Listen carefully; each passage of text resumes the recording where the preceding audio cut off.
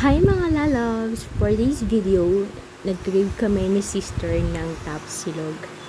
At tinatamad kaming lumabas dahil maulan, ginawa na lang namin dito sa bahay. Arat, watch this video!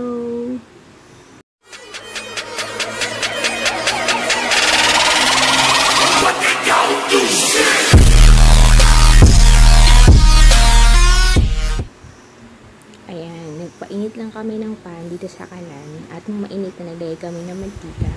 Nagprito kami ng itlog. Ayan, sunny side up yan. So, ganyan lang. Dalawang itlog lang yan. Tigil sa amin ni sister. Actually, si sister yung nagluluto. So, ako yung taiga-video. Charet. So, ayan, 2 eggs. Lagyan na din namin ng asin para may konting alat factor. Yan, nagpapasarap. So, naluto na itlog. Ayan. Naglagay ulit kami ng mantika. So, ayan, nilagay na rin namin yung tapa. Yung tapa pala na brand na binili namin is CDO. So, ayan. Guys, ang lambot nito. Tapos, siya malaman talaga. Meaty at napakalasa niya talagang tapa. Napakasarap. So, kung ako sa supermarket namin to nabili. So, ayan. Ang sarap talaga, guys. Ang lambot. Meaty. Wala akong, masabing hindi maganda, guys. Lahat okay. Talagang as in. At napakabilis lang din yan lutuin, guys. Grabe, lasang-lasa niya talaga yung beefy.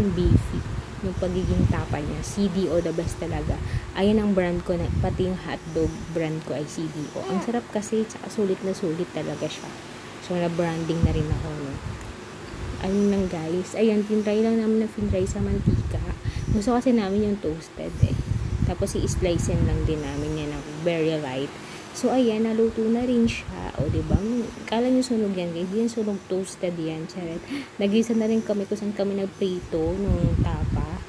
Diyan sa kawali ng bawang para pang sangag. So, ayan. Ayan yung kaning lamig namin.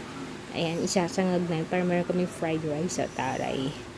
So, ayan. Naglagay lang din kami ng asin at konting paminta, pampalasa. So, nung ito na, mekos-mekos lang natin, instant para sumarap. Yan ang pampasarap, yung hinalo-halo. So, ito na naka-ready na. Nag-prepare lang din kami ng mangga, tapos buko juice. Sana hindi kami magtain nito. Charet. So, ito yung aming presentation. Actually, kapatid ko ang nag-prepare niyan. Kakain na lang ako. Salamat, sister. Ayan. Sana nabusog kayo sa aming video for this video. Charet.